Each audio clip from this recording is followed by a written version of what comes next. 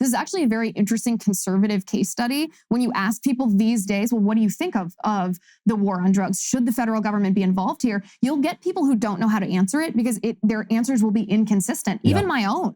I've had to really critically think, well, should the federal government be banning marijuana, even though all the science shows that marijuana is not only bad for the individual, it leads to mental health problems, it leads to, which burdens our hospitals, it leads to violence, which harms other people. At the same time, you can't ban a behavior that simply makes someone have a propensity to do something bad. Can you not, though? At the state level is what I would argue. At the federal level, no. At the federal level, I suppose it's harder, although what they would argue is interstate commerce because all the pot's coming over from Mexico and going through all the states that you can regulate it. But, I was just thinking about this for the topic, the speech today, which was basically about all the things we should ban. And but I was looking at sodomy laws in the United States. The Supreme Court decided to upend sodomy laws. They found some anti-sodomy law provision in invisible ink in the Constitution. I don't know where they found it, but this was very recently that they did that. Before that, it was considered perfectly within a state's right to ban sodomy. Maybe you don't want to. Maybe there's no reason to do that.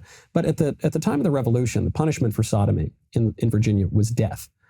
Thomas Jefferson, our very liberal, broad-minded founding father, he lobbied to reduce that punishment to castration. That's pretty harsh, too. That's pretty brutal. And by the way, it was shut down. They said, no, that's too lenient. We're not going to do that. When you look in the history of America, there was no established church at the federal level because there were established churches at the state level.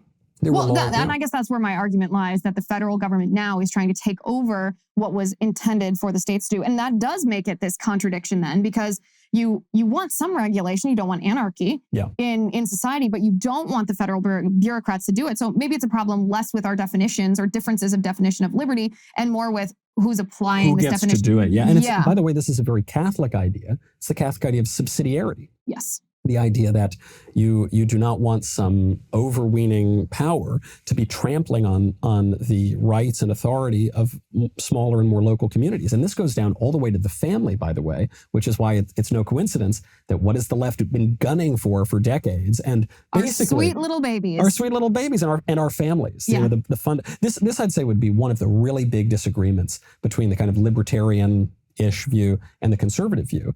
Is what is the fundamental unit of society? The libertarian, and I use that term loosely because they don't even know the founding fathers. Everyone goes through a libertarian stage, so I say that tongue in cheek because even I at one point was like, "Don't tell me what to do unless I'm trying to kill somebody else. Other than that, stay off my lawn." Totally. No, we all do. High school was fun. College was fun. But the libertarian view might be that the individual is the basic unit. Yeah. But the conservative view is no, it's the family. Actually, it's not. And I think that's correct. Yeah.